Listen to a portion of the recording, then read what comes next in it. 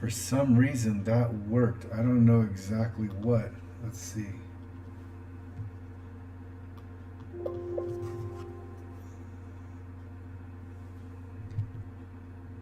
Test. Let's see.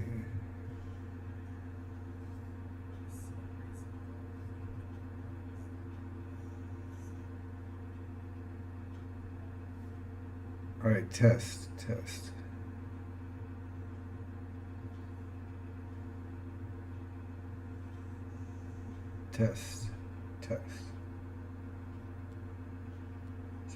Let's see.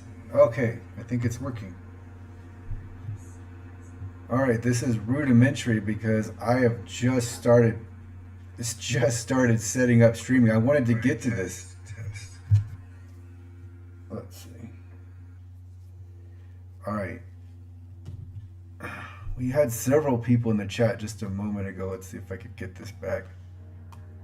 Uh, all right, so I can set it up in the meantime.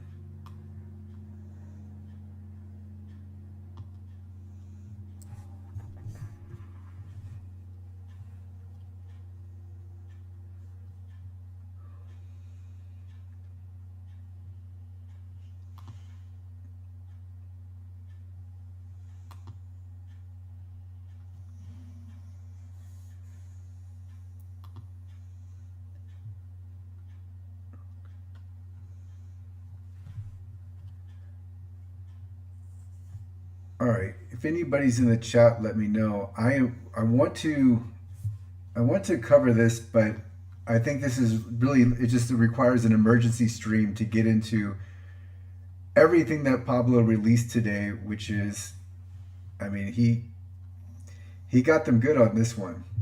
Let me see if I can switch the. Let me see if I can switch the windows here.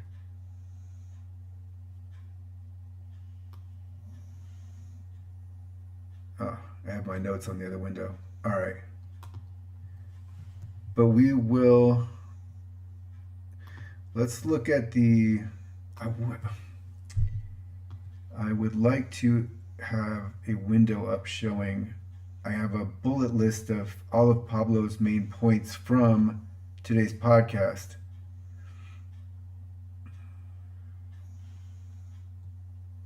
Let's see if this will work. Yeah, this is it. Okay, so if I can minimize myself. All right, and then we've got the evidence from today, which let me actually go to the other side. Yeah, so this was it. So I was planning on having a defense, like I had a defense set out for the Clippers, and today Pablo and I knew this was coming because Pablo had the threads. I noticed there was a tweet where he had the thread tweet, and I knew he was coming out with more. But I had a defense for the Clippers, and the Clippers just ruined it today at media day. Like I don't even know, to have Lawrence Frank out there and march him out there, and then he's going to give that kind of an answer to what, you know, this should have all been able to be anticipated. Not Pablo's most recent podcast, but you knew that you are going to be asked questions for media day, and then to come up with, you have Lawrence Frank out there just with really the same answer that Steve Ballmer gave. That was so bad. Like if anything, they should have just stuck to the line. Like, we're not going into this. We're just going to focus on basketball right now. And so Lawrence Frank read off this script, which it comes across even worse when it's like obvious you're just reading a PR script. But then to answer the non-answer, to have the non-answer where it's like, what did he say? He said, and I have it pulled up here. Let me look. Let me see. I know I have this document up right now, but we'll get to Lawrence Frank in a moment. But he, to state that with Pop in respect to whether or not the Uncle Dennis knew and whether Kawhi knew, he said it's against all of the rules. Or we all know the rules. Like, come on. That's what already Steve Ballmer already said, that it doesn't answer the question. If you're not going to answer the question, then just go ahead and admit that they did ask for it, because now it's obvious that they asked for it. But then he went on with it, and then he gave the horrible PR answer, And if that's their best response, like I had a defense all set for the Clippers. And to see them come up with that kind of response, I was just like, okay, you guys have really cemented yourself. And then Pablo, of course, has released the podcast today. So this was it. Like, you might as well just not have Walktail conduct the investigation, save yourself millions of dollars, and just call Steve Ballmer into the office at this point. Because what's left? And let's go ahead and look at what Pablo came out with. So we have the December 2024 charity donation, and this really, it's like, how do you respond to this? Like, if you're the Clippers and I'm defending this, like, how am I going to respond to the fact that Steve Ballmer kept donating to him? And there's not really a way. Like, I had a defense where you start and you're just like, you have a wall and you're done.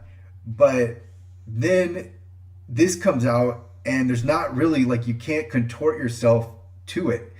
Let's see. You still have. Let's see. We have Daniel. Is Mark Cuban live tweeting Team Ballmer? Yeah, it's like, what is Mark? I want to see what Mark Cuban is tweeting now. I still have zero faith that Silver will act appropriately. Then I will have to boycott the NBA. Yeah, it's putting us in a bad position, because what do you do when this comes out, and then if the Clippers just go? So I had a defense, and the defense was basically like, hey, we're not involved with Kawhi, and at the same time, our independent dealings are basically amount to sunk cost fallacy.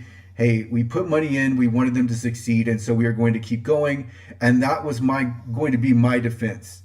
In other words, like, I had a whole video outlined last night, and I didn't record it. But then today, Pablo releases more, and there's not much you can say after this. Like, what are you going to say for the Clippers? It already looked bad enough. You are already going to have to take a very general stance. The only way to have a defense here is to be very generalized, because you do not want to get into the specifics. And now it's like there's too much. Pablo is just piling on too much. And if we look at that Twitter thread, he had that it's not a ball of yarn. What is it called? There's like a spool of thread, it's a thread spool, however you pronounce it. And I knew he was going to keep going, and then today he kept going on media day. Perfect day for him, by the way. And now it's like, what did the Clippers do? Like, what are you going to say? Like, at this point, the Clippers, all they have is, hey, like, we look forward to the investigation. And if I'm the Clippers, like, what are you hoping for with that investigation? Like, I have to think that Walktail would legitimately investigate, like, and legitimately look into it. But let's see, All-Star game there is criminal. Part of the punishment should be losing the All-Star game. I don't think there's any way that they lose the All-Star game, but I don't know why the NBA has to continue on with this charade. Like, can it be ended now? Like, now, I mean, how much more does Pablo have to go into? And do you even want him to go into? So if we look at, like, a few weeks ago, I just can't remember if it's one or two. I published a video on what my response would be if I was the Clippers. I would have ended this right away. It was obvious that Pablo was in complete control, that he had more. I'm not going to want the NBA to continue looking into this. And they decided that they were going to wait and see. And that's not going to work. The difference here with every other time they go to this playbook, the difference is the documentation is out there. Everyone can see it. So what is your plan B? Pat Bev says he's still owed 92 basketball courts for taking $10 million less. So yeah, and what is it? Pablo said that there's already the DeAndre Jordan, and I think Pablo had alluded to there being another investigation into salary cap circumvention. And then on top of that, you have Uncle Dennis and Kawhi, and then going back to the ridiculous line from Lawrence Frank today, it's like, oh, okay, no, what did he say? Like, no, everybody knows the rules, and everybody's aware of the rules. He didn't say whether or not the rules have been broken. I can't believe Lawrence Frank sat out there today and that's what he went with. Like, that's what you knew what was coming, and that's what you're going to go with. Yeah, Daniel. So he was toying with him like the whole time. That's I kept writing this in the comments because some people were saying that, oh, he's following Mark Cuban's advice. Like, no, he's setting it up to make it look like he was following Mark Cuban's advice. He was just like, he's been playing this game the whole time. And I think Mark Cuban finally caught on when he rejected the next invite and then tweeted all weekend about it. And I think the NBA, I think it was the perfect trap. He waited for the exact right time to play this game. I don't know. One reason I wasn't talking about it earlier because I didn't. I wanted it to unfold more organically, but I didn't want to point out like, hey, this is what's going to happen. But that's exactly what's happened, and I don't know how effective it can be from here on out, but brilliant strategy from him, and he's still going. This is not even over yet, and he's just waiting to see what the reaction is, and then he'll keep going from there. So it's like that's why originally I was thinking, hey, just say that you broke the rules, like, and if anybody like. If you say you broke the rules, like how bad is it going to be? Like I'm interested in what everyone's reaction is. If the Clippers had just come out and said, yes, we were hyper competitive and we went all in, we went too far, we admit we broke the rules, and we will not do this going forward, et cetera, et cetera. That's not nearly as bad as what they found themselves in now. So I don't that you knew you were in an untenable position weeks ago, but yet you decided to continue forward. And I keep coming back. There's a tweet. I don't have it on the screen with me. We'll look at it in a moment. There's a tweet. Pablo has this spool of thread. You had to know what was coming. Every single question about SAP circumvention, going to let the fraudster parade around, move it to Staples. Yeah, move the All-Star games. Yeah, they could actually do that. That's actually good. I mean, there's not usually the option for an alternate arena. So that's true. You could just walk on over to Staples and then have the All-Star game there and then have the Intuit Dome lose it. It's difficult because, yeah, so their future was already mortgaged. That's the other interesting part about this. There's not a lot of ways to go with this if you're the NBA and punishing them. Like, what are you going to do? They don't their first round picks. What is it? Is it 27 and 29? And then I think one of them or one or both of them are swaps. No, they're both swaps. 29 is top 3 protected. So you have to take those for sure. They're going to now this has gotten so bad. Like they're probably going to lose their 2030, and then if you want to really penalize them, you could look at 2031. But those are prized picks, like 2030 and 2031. Those are going to be really, really good picks. Talking about trading, I'm guessing there's going to be a freeze on the Clippers picks while this investigation was going on. Let's see, they have no shame. This is why teams shouldn't be allowed to trade all their future picks, or how do you hurt them? Like Atlanta losing a baseball game. Yeah, so I mean maybe so. This is up in the air because Pablo's really coming down with the right. Like at this point, like what is there? What are the Clippers holding on to? So Pablo's got them in this position where, what do you say at this point? Like I mean, all that's left is the punishment. It's already, this is a foregone conclusion. Like we've got it. I had a defense and I don't have a defense anymore. Like at this point, let's actually look on the screen here. We've got key evidence from episode 5. Steve Ballmer gave $1.875 million to charity to Joe Sandberg's Golden State Opportunity Foundation. That happened December 2024. So how do you respond to that? I as someone who was building a defense for the Clippers, I don't have one. Let's see. And then the next one, the text messages between aspiration executives. This to me this is compelling, but I don't go with it just because it's not the hard evidence. Like Pablo's got the hard evidence, like the Steve Ballmer donating 1.875. That's the hard evidence. The text messages between employees, you can start to manipulate that and say, well, it's not that compelling, it's not that strong. So it's not that it isn't interesting, it's not that it isn't relevant. It's just that that's not what I'm going to look to when I'm building this case or going back and forth with the case. Um, yeah, the draft picks are interesting because the Clippers already went all in, and now there's like nothing left to go with. I don't know. It's a very interesting position that the NBA finds themselves in. Especially they're not used to having someone front run them, and Pablo's just running away with this. Like this is I said in another video, it's Pablo mania. He is absolutely running wild on the NBA, and they don't even know where it ends. That's why would you, if I'm the NBA, I put an end to this right now. Otherwise, this is going to just continue on. Uh, for anyone my age, 50, the SMU death penalty for football, that's what taking away the rest of their picks would look like. So that's the other part of it. So I talked about how it's actually bad for the NBA to have a team with no hope. Then what are you going to do, right? If you're the Clippers, you already had no hope. Now you really have no hope. What's left for them? Their future is extremely bleak, and it actually made me think of the Clipper curse, right? If you go back to it, the story is at least worth telling, right? It's at least worth revisiting that here you have this franchise that can't win ever. They get actually purchased by a billionaire who's going to change things around. He's got this great arena. He's willing to spend money. They bring in a superstar, and then it all falls apart. And now it's even worse than before. Let's see.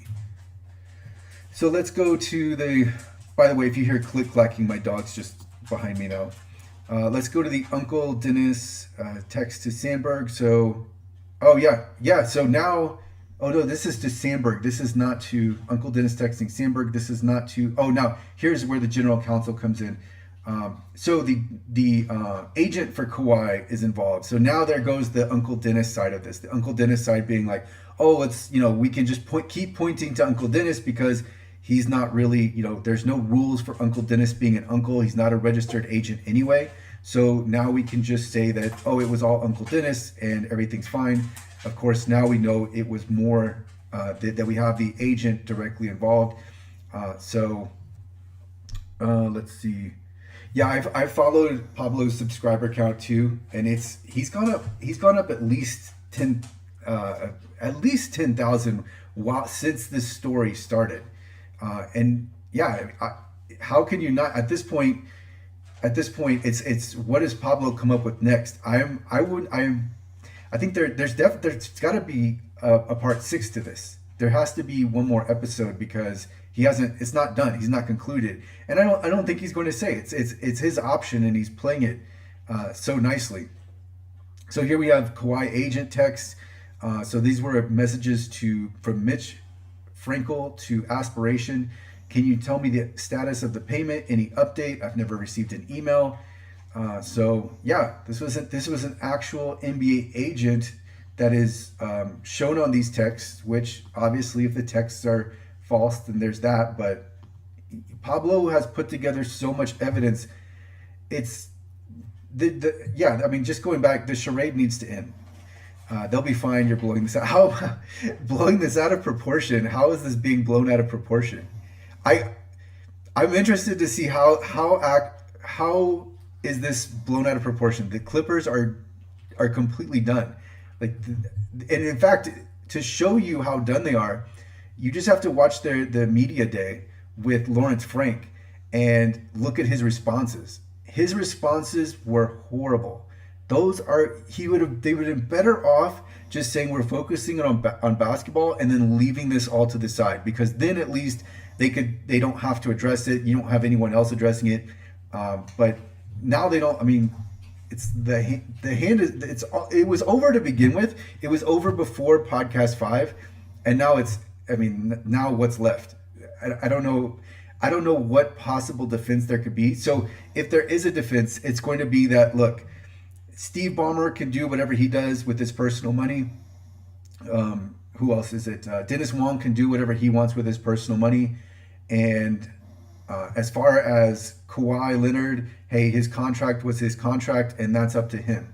And we don't know anything about it. And the reason we don't know anything about it is because we're not supposed to know anything about it. And so I would leave it at that. Let's see. Ballmer and Dennis continue to run right through the rules in place specifically for them. This is blatantly obvious. I disagree, Demetrius. Plus, we have other similar stories. Pop, Brunson, and others. Mitch King. Law is contract, and contract is law. Go to any court, and you will find out. Ballmer agreeing to follow CBA rules, then violating them is a form of law breaking, ruins competitive balance that everyone agreed to. So one thing that's important to note is that this isn't a civil matter. Of course, it's not a criminal matter, but it's not a civil matter. This is the NBA. So the NBA gets to decide. These are the NBA rules that are at stake, and the NBA gets to decide whatever they come up with on that. That's why it's going to be very interesting with so much pressure now on the NBA, on Adam Silver. Small market fan. Yeah, small market fan, and the competitive balance is why I'm mad. He knows the rules. The Clippers knows the rules. Uncle Dennis and Kawhi know the rules. Yeah, that was what I thought was bad. That was the point where I was like, this is really getting bad. It actually wasn't from podcast 5. Well, no. So the Steve Ballmer charity donation was especially bad. But what stuck out to me was Lawrence Frank. And he has that smile when he's saying, like, we know the rules, like, and he doesn't answer the question. Just don't take the question at all. That is the best way. It is not to have some generic response that Steve Ballmer has already said. That was, and they've thought about this. They've had so much time to come up with a strategy, and it's just like it was just like he walked out of his office and started taking questions is what I got from that. So the Minnesota Timberwolves, and we have the Sacramento Kings, and then I grew up in San Antonio, so I was with the Spurs. The Spurs owner really didn't have any money. So I think it's not. I don't know if it's Peter Holt still the majority. You have Michael Dell now involved in just the ownership has several. There are several minority owners. I do think it's the Holt family that's still in charge. Now the Spurs were notorious for paying less, but I don't think there was any. I mean, I don't think there was any salary cap circumvention because the Spurs just didn't. They weren't paying anybody. The Spurs were notoriously, let's call it, thrifty. This really is bad for small market teams. It just the competitive balance, like where is it at? And then I wanted to have this stream because I actually was like, I wanted to respond to it, and I didn't want to actually create a formal podcast, so I thought I'd just talk about it because this is the reaction, and there doesn't need to be a complete dissection on this. This is it's fairly straightforward at this point. Let's see. Oh, one other thing that Pablo got into was the $20 million put option. So Kawhi got a $20 million in equity, and these are I had AI extract notes from the transcript. Kawhi got $20 million in equity with a guarantee that he could sell it back for $20 million. Zero downside risk. If company fails, he still gets money. So I don't think, the fact that he had a put option, to me, that's not really anything. It's just the fact that he had $20 million and was guaranteed by Sandberg. And then Sandberg really pushed this through on his own. This wasn't like a company agreement. This was Sandberg coming up with this. Let's see. We have so there's the 2017 connection. So Steve Ballmer and Joe Sandberg's relationship going back to 2017. And so I don't know. I still think the Clippers were scammed. I think it just turned out. I don't think there's any way that the Clippers go into this knowing, hey, we are going to get scammed. I don't see that being the case. I think there was a connection here, and I think there were favors involved. Let's see. I like the contrarian point of view. This is from Demetrius. This is a victimless NBA crime, guys. Kawhi was always going to go back to LA, so it's not like any other team missed out on him. They paid him fair market value on the books, so they got no advantage. Well, I did think he was at the time. I did think he was going back to the Clippers, but I mean, they definitely got an advantage, right? Because I'm guessing, it looks here like Kawhi made a lot of his return, or he not his return, but his going to the Clippers contingent on many many things, and and it looks like part of it was the demands that Uncle Dennis was making. Let's see. Yeah, but how much is Bomber paying you? That's the other part. I haven't seen too many Clippers Steve Ballmer defenders other than well, Demetrius. I don't even know. I don't even know if Demetrius is defending them so much as saying that, yeah, this is a victimless crime. So saying that there is a salary cap circumvention. So here it's the Bill Simmons response, which what Bill Simmons was saying. Well, look, if this did happen, nobody was hurt, victimless crime. That the Clippers got him. They weren't good. They didn't. They made what they got out of the first round. How many times? So no championships were had, and now they're just in this state where they're decent, but they're probably like a first round and out team, maybe second round and out, and that's it. But I think it's not so much what the Clippers are doing, but more just that they were able, potentially the Lakers could have got Kawhi. Potentially, we saw that the Raptors lose him, and they had won a championship. So I think that's the swing. That's one of the primary swings that's in play. Worst case scenario at this point, well, now it's really bad. The worst case scenario is that I think they lose their 2030 and 2031 first round pick. Steve Ballmer and Dennis Wong, maybe others are suspended. I don't know. So someone had a punishment. I saw a punishment video. I made a punishment video. The other one had them only getting suspended 1 year. I put 2, but it might be because they had it might be because they have a cap in place on how long they can be suspended. But this is so bad, and I think it's made worse. I think that the punishment could have been lighter if this could have ended sooner, but they had to go forward. And now Pablo's not. I don't think he's done. I think he's still. I think there is still work to be uncovered. Those 7 months right now, he's reaping the rewards of that research.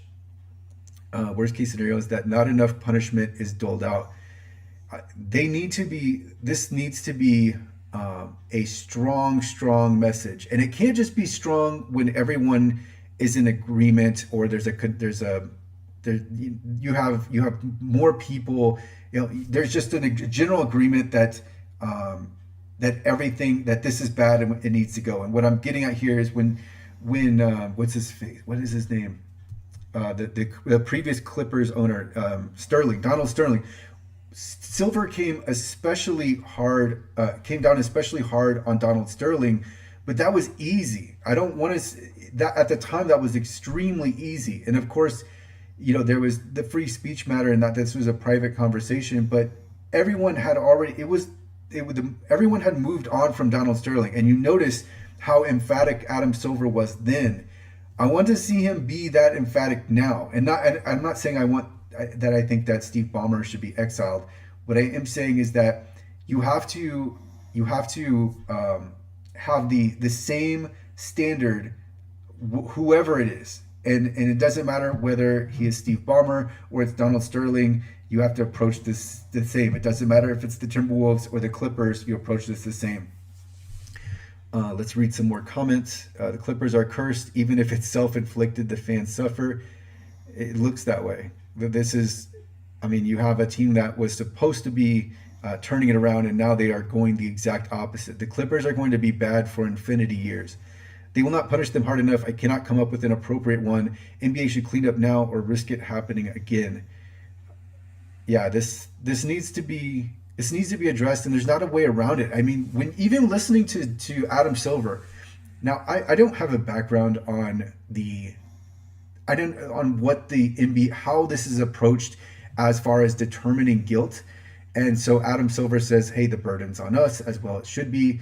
But when he was talking, it sounded like, look, the Clippers have every chance to have this not come back to them, and it sounded like he didn't want it to come back to them. And it's like it's not going to be enough that there's and you if you look in the CBA, it says that cannot be rationally explained, but it sounded like Silver was giving them every last opportunity, and at this point, what's left? I don't see anything that's left. Yeah. I mean, they did have there needed to be something done. You couldn't just have Donald Sterling there, uh, but with this, you can't. You also just can't have someone that's paying money on the side.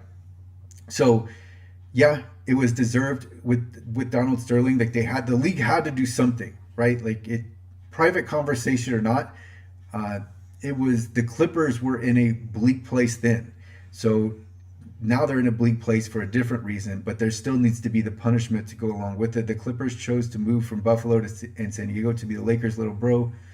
They chose this life. How is that cursed? Uh, yeah, the Clip. I don't know. I don't know what the Clippers do from here. There's not much. There's not like what is there left. I'm interested to see what y'all think. Like where does this go from here? Does the NBA not come up with any finding until after the All Star break? Is that the right path forward, or are you just going to let this story hang over the NBA the whole time, or are you going to decide, oh well, hey, guess what? Walktel concluded their investigation sooner. The chance in the opposing arenas should be fun. Kawhi is going to get the Houston Astros trash treatment. Yeah, I don't. The Kawhi even playing is interesting, right? Because now he's going to answer questions. I don't know. Did anybody see if he had to answer questions on media day? I don't even know. I didn't look at it. I didn't see if there was anything involved for it. I'd be surprised if somebody didn't ask him. But of course, Kawhi's answer, his response is going to be, I don't know. That's not. I'm focused on basketball. But it'd be interesting to see if he was even asked about it. But you know, having he was on the Spurs team. The Spurs wanted to sign him so bad. I was going to one other potential video I was thinking about was just like how, hey, look, with Kawhi, listen to him. Like if he doesn't want to be there, just let him go. Because now it's turned out much better for the Spurs that he was never there. They didn't even have to get Uncle Dennis. I mean, not Uncle Dennis. They didn't even have to get Victor Wembanyama. Now they don't have to even deal with him. Like look what he's done. Look what he's done to the Clippers. This is, he didn't. This isn't completely on Kawhi because the Clippers also did it to themselves, but he was able to get that leverage and work them over for the extra payments. Seems like they're setting up Uncle Dennis to be the fall guy. Yeah, like you saw a lot of that, and it was easy. It was easy with Uncle Dennis because he's not. There's no rules for Uncle Dennis. He's the uncle. He's not an agent, so it didn't matter what Uncle Dennis came up with. The NBA will drag it out for a year. People won't care by the time the verdict comes out. I think people will care. I think people will care about this one. This one's different. In the past, it's been like think about it in the past situations, and I'm not talking about the NBA specifically, but let's just look at this generally. In the past, it could be, hey, we're looking into this, and we'll let you know what we find. This one's different because the findings are public; they're published. So I don't think it's going to work out like that. Always was a rule preventing. Let's see. Yeah, I think what was the someone reported that Kawhi was there in the room like I think part of the story is that Kawhi's not really a part of this. He just lets Uncle Dennis do whatever, and then that's the result. But Kawhi, I mean, even if that was the case, you're still the player. You're still signing the contract. You're still involved here, so you can't just escape it that way. Let's see. Um, let's see if I have any more. There are any more notes from this. Oh, so one other point that I keep forgetting is that Kawhi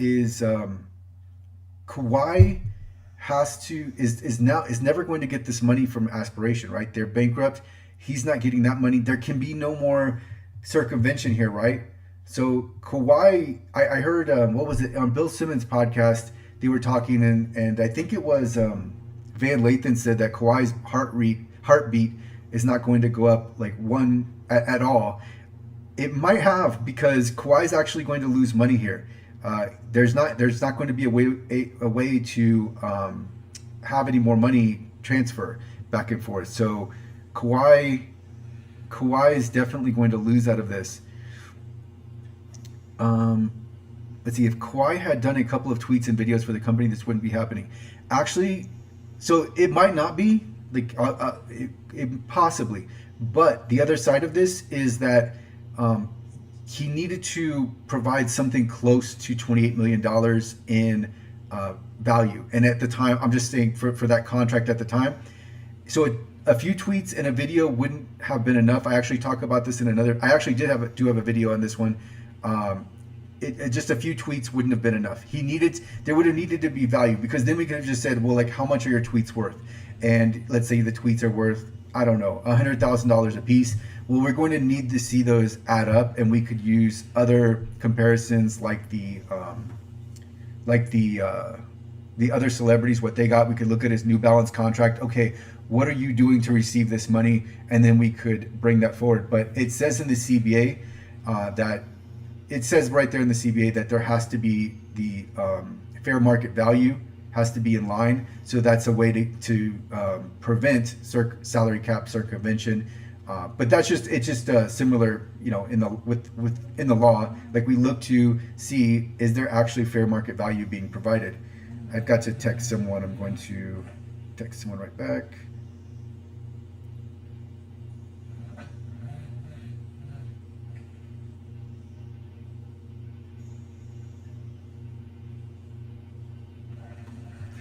Generational hater. The mounting evidence is inexplicable at this point. There is no logical reason for any of this outside of what obviously happened. Cap circumvention. Yeah, there's not. I tried to come. I had a defense prepared last night. I had worked it out in the weekend. I was thinking through, okay, if I'm the Clippers, what's my defense going to be? And it fell to pieces today. So I actually wish I had that video. Because then there'd be no contortion left after that video. And that was looking at this in the most innocent light possible for the Clippers, but it's not there anymore. What are you going to say? The option, let's see. I'm locked in. I will be reciting this stuff during All-Star Weekend on social media to remind everybody. Oh yeah, someone wrote. Let's see. I think you're overestimating people's attention span. People will get bored of this story before long. No, I mean, so there was a lull here in the last week where there wasn't, that the attention had died down. But I think this is going to keep coming back up. And I think in part thanks to Pablo, because Pablo can just drip feed small bits of information over and over again. There's no telling how much he has. I mean, he has literally thousands of documents. And he's also locked in. He's also he's got the connection with the employees. So the employees are, I'm assuming they're the ones that are just sending him over all of these documents. He took $49 million less not to sign with Toronto and got $48 million, and all the money he in 4 years to not the 5 which Toronto would have paid. So one other defense I had for the Clippers is like, look, like, if we wanted to circumvent the salary cap, then all we needed to do was just pay him directly. Like, we could have not paid him directly, but we could have paid him all of this money. We didn't need to string this along over 4 years. Mark Cuban brought that up, and it's true. That would be the Clippers' best response here. Is like, hey, this wasn't salary cap circumvention, because why would we do it this way? We could have made this so much easier on ourselves. Yeah, Jalen Brunson. Now definitely Pablo. I think Pablo actually talked about Jalen Brunson and mentioned that might be something that he looks into next. And I think that's definitely one. When we look at Jalen Brunson, what did he take? What was it, like $115 million less if he had just waited a year before signing an extension. And then same thing with Dirk, 3 years, 25, when he had the max offers from what was it, the Lakers and the Rockets. I don't know how. So let's see. Amin actually brought up a good point today. He was talking about the statute of limitations, and again, I don't know if there is a statute of limitations with the NBA. The CBA is public. I know that. I don't know how many other documents are public, like the recent documents. There's someone who actually posts NBA documents, like when I talk about documents like bylaws and rules and so forth. Some of them are quite long. There's an account that has older versions of them, but as far as newer versions, I don't think the NBA makes them like openly available. Although I think you can find traces of them. But that's a good one to look at, is like whether or not you can how what the statute of limitations is here. Like, could we look into Dirk from, what was it, 2014? I can't remember that last contract. It was early. It was like 2010 to 2014.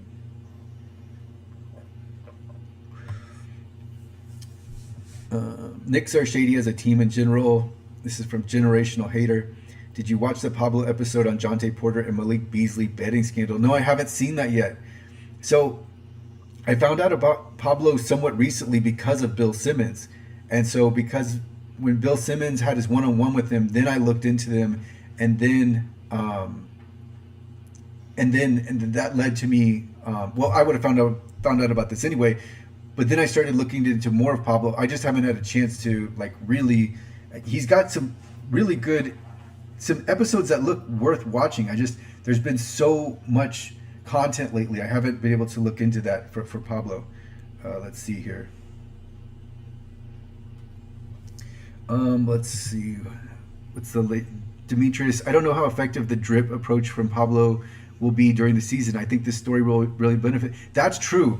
This story came along at the exact right time, and I don't know. I mean, I don't know if Pablo actually planned it for like the dead of summer, right before the season starts, but really good timing from him.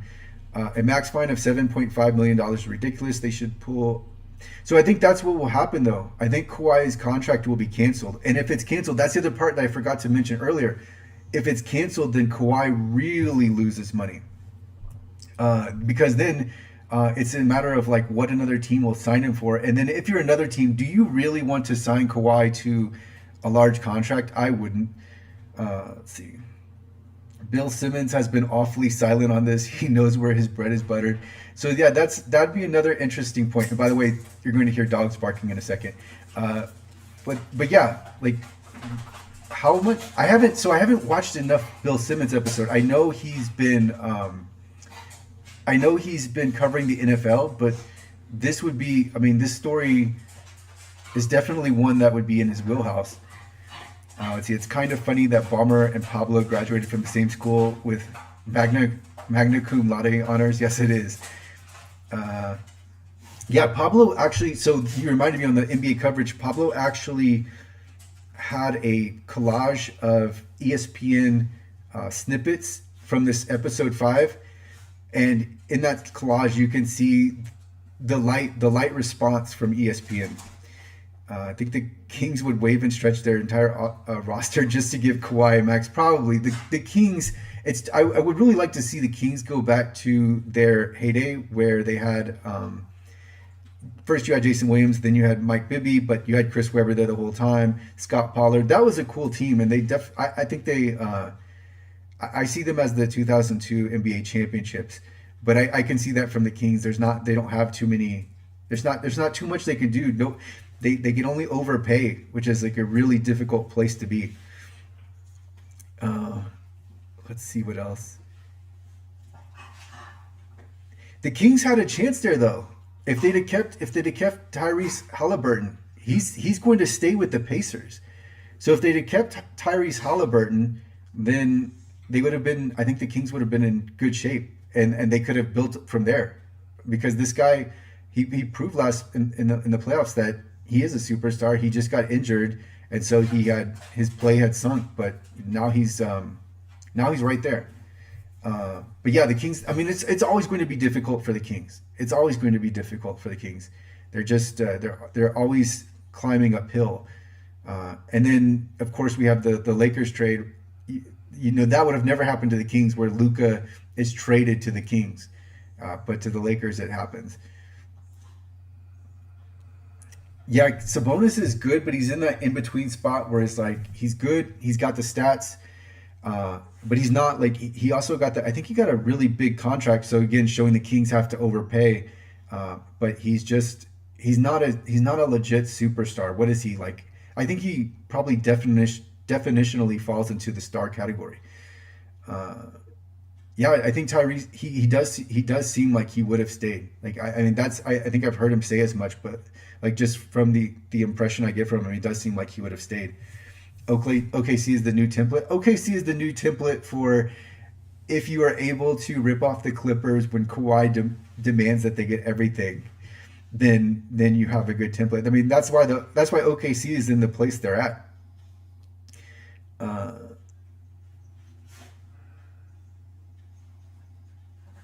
the Jonathan Kaminga situation is interesting because it seems like there's actually not a good path forward for either party.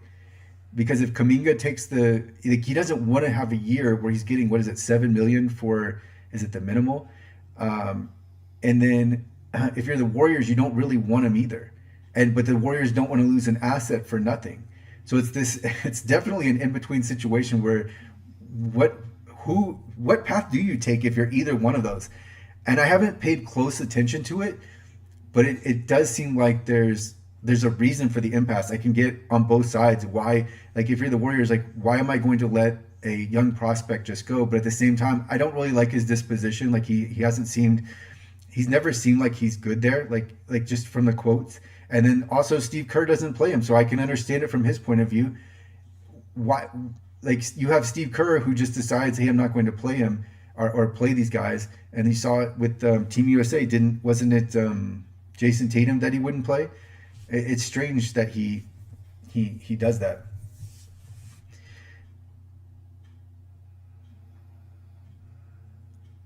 I'm just reading through the comments now. Kaminga has all the star talent, but I question what's between the ears. OKC's moves mostly took place before new CBA rules. Now firsts are worth more again for cheap contracts. Yeah, that's a good point. The first round picks are worth so much more because then you lock in a talent. You know, it doesn't have to be a star, but you at least lock in a talent without the high contract. Teams can't just decide to make what roster changes to follow what you OKC did. Uh, I mean, yeah, they traded Westbrook, but you have to look. It's the Paul George trade that sticks out. I mean, if Kawhi Leonard never demands Paul George come to the Clippers, then where's OKC now? They didn't win the championship last year, so what do you do? Like there's not. OKC, I mean, they're set for the next how I don't know 25 years because they're just going to be able to roll those assets forward over and over again, so they can keep trading and keep trading and keep getting replenished. Who's your team? San Antonio Spurs. Although I really dislike what Greg Popovich was doing right before, and I really dislike the what's his last name, Mitch Johnson hire. I wish the person I was looking for was Sean Elliott. No one else was calling for Sean Elliott but me. But I wanted Sean Elliott to be the coach. We saw what Mitch Johnson had to do for a year, and he was okay. Like he wasn't. You know, you have a team. They were going to put up some wins anyway, no matter who was the coach. So he was okay. But I just to me, I would want a new coach and someone that wasn't someone who had been instilled by Greg Popovich. Uh, yeah. If they didn't sign Kawhi, they'd still have Shea. Kaminga can put up a big number. But what are the? Yeah, for Jonathan Kaminga, it's just a bad overall situation. I think Kerr is partly to not partly. I mean, well, yeah, definitely partly, but significantly to blame for that. Kerr has, this goes to why the NBA championships aren't an absolute that you're good. Like, yeah, Kerr won an NBA championship, true, but also look at how, part of being a coach is being able to handle the players, and like look at how he's handled Draymond, and then he's handled Kaminga. Like you can't have this talented guy and then also not play him at the same time. Uh, 25 years. Well, so if they my thought on the 25 years is that if they keep rolling those forward, like, because they have too many draft picks as it is, and they can't really take all of his talent. So they already have a lot of talented role players. So if they're able to trade those and just kick the can on them, then they can move those. They can move their assets forward. That's what I was getting at. Uh, OKC is winning in a building that's falling apart and links on them. Tired of there, they can't compete. Oh no, I mean the stadium thing. Oh, that's definitely a video I want to have coming up. Is I'm I cannot stand the new stadiums. And I mean I'd be all for the stadiums if the teams were paying for them, but not the public. Um, I so NBA being way too fluid for a guaranteed 25 run. I mean, yeah, I didn't guarantee a 25 run, but I get your point. Like it's far into the future, but we'll come back. We'll come back to the channel in 25 years. We'll see how it played out for OKC. I think once you get into a situation where you're just so asset rich, especially relative to the rest of the teams, then it's going to be hard for you to be bad for a long, long time. Like, can you imagine, like, when would the next time the Thunder would be bad? When's the next time the Thunder are going to be bad? It's going to be a while before they take a dip. Now, I'm not saying they'll win it. I'm not saying they'll even be um, in the conference finals every year, but they're going to be competitive for a long, long time. Uh, yeah, Sean Elliott. If you listen to so when the Spurs drafted Victor, I watched almost every game that season, and so I used to watch the Spurs all the time. I stopped when Victor came along. I started rewatching, and he's so interesting to watch.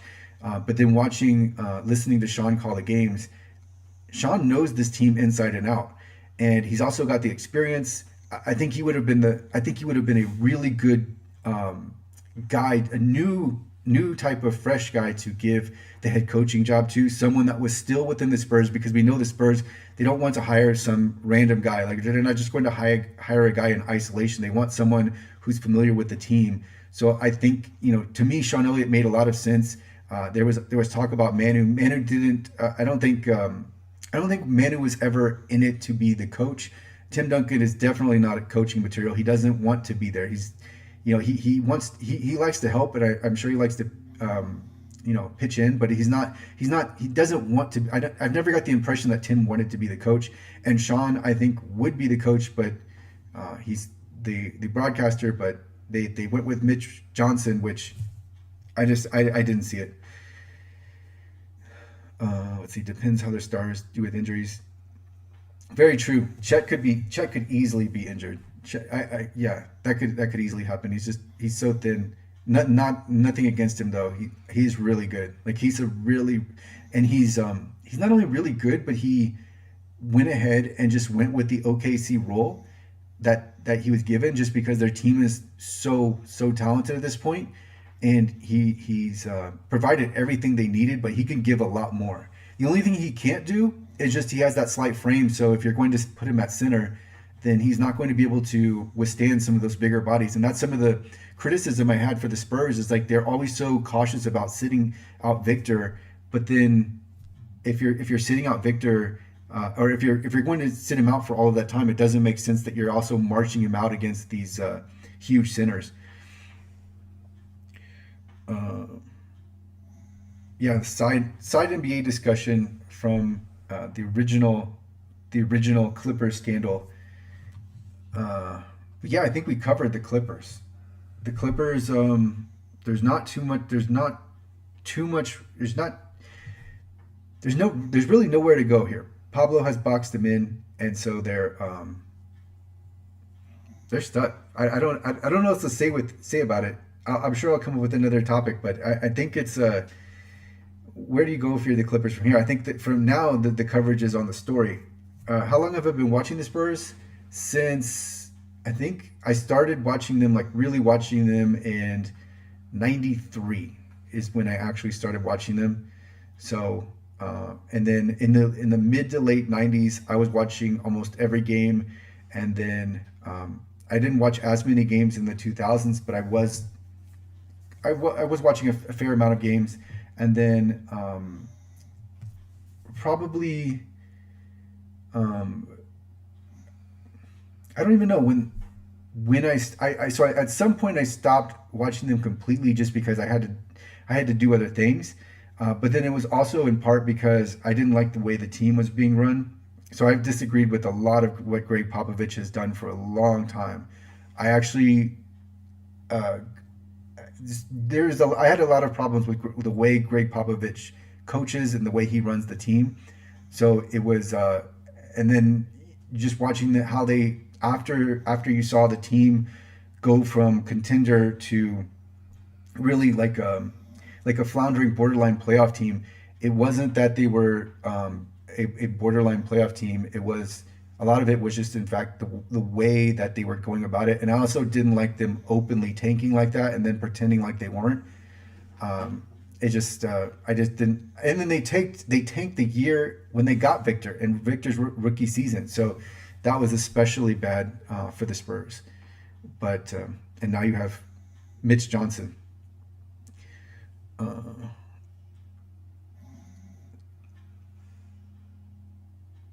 I don't know. That's all I had. I wanted to cover. I wanted to have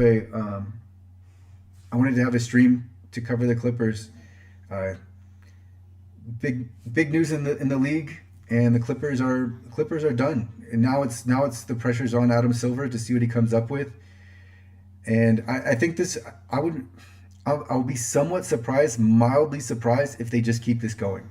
If they just keep letting this play out in the news cycle, that would be surprising to me because this is horrible for the NBA, and this is going to be one of those things that's talked about for years to come, and they're just going to let it go. That to me that doesn't make sense. So I could see a scenario um, where they stop, where they go ahead and just call it a day and let this come to an end.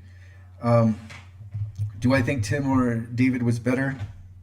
Tim was definitely more skilled, but David Robinson in his prime, like when he wasn't. So one thing that holds David back from the way he's remembered is that David, in the last part of his career, his back was hurt all the time. He didn't. He just didn't. He didn't let on, like, right. So David wasn't making excuses, but he was towards the latter end of his career. He was hurting a lot, and then Shaquille O'Neal came in, and Shaquille O'Neal is weighing like five. He's weighing like literally easily 350 to 400, and David's frame just could not withstand that, and so you had this outlier that was uh, wreaking havoc. Early on, David did fine against Shaquille O'Neal, and Shaquille was actually very athletic at that time. But then as the years went on, Shaquille was having his way. But so Tim or David was better. Tim was definitely better overall, but that is to say, I think David is underrated into what he could do in his time. I hope Pablo protects himself. Yeah, so Pablo, it's a risky proposition by Pablo. How closely has the Ringer been following this story? I don't know about the Ringer. Bill Simmons, not that closely. I haven't listened to all of his podcasts, but I think he's touched on it somewhat. Yeah, and David, you're right. David lost not a lot of his prime, but like a few years of his early career being in the military. The problem with David Robinson is he didn't really have a skill set for the NBA. He just had freakish athleticism, and then he took that as far as he could, which was the MVP of the league. But watching him, you could tell it really wasn't something where, like, he wasn't fluid, like basketball fluid. Like when you watch Kevin Durant, fluid basketball wise. When you watch David Robinson, you just see someone who could do anything athletically, and he really could. Like, I think if he was in this generation, like you'd see so much attention. You'd see so much attention surrounding David because of what he could do. So, yeah, I think his career is somewhat lost in the archives because there was, well, first of all, a lot of people didn't know he was injured for probably the last half of his career, and then also people, like, he was played so early on, you just didn't get to see it. You could see it in the highlights, but it's just a lot of people don't realize. The NBA should hire a protection team for Pablo, because their reputation would completely tank if anything happened to him. Oh, good. Yeah, good. I didn't see that one coming. Yeah. I mean, Steve Ballmer is I don't know what rank he is, but he's in the top 10. He's in the top 10 richest people. Thanks for joining, Daniel. It's good talking to you. Yeah, I think I'll have more live streams, but for now, I just wanted to cover this because I don't know if there was actually a Pablo live stream. It gets undercovered, right, for reasons we all are aware of. The media doesn't really like to cover this story, so I wanted to cover this story, and I'll continue to cover this story. But I think this is a good place to end. I don't have anything more on the Clippers scandal. I think I've covered everything in this document. I will have another video on Lawrence Frank's response, because I think Lawrence Frank's response deserves its own video, and just how bad it was, especially given how much time he's had to prepare and how much time the Clippers have prepared. But I'll go ahead and end this stream now. Thanks to everyone for joining.